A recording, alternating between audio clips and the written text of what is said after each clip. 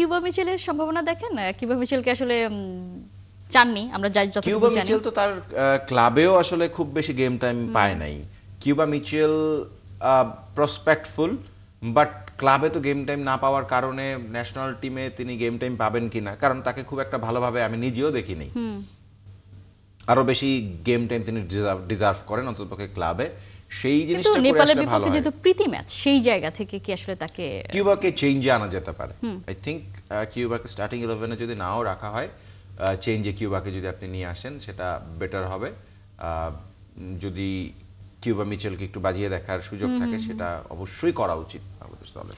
আমি চাই অন্ততপক্ষে নেপালের বিপক্ষের ম্যাচে স্টার্টিং 11-এ ক্যাপ্টেন জামাল ভুঁইয়া থাকুক। সোহেল রানা, সোহেল রানাকে আমরা দেখেছি, হৃদয়কেও আমরা এই জায়গায় দেখেছি।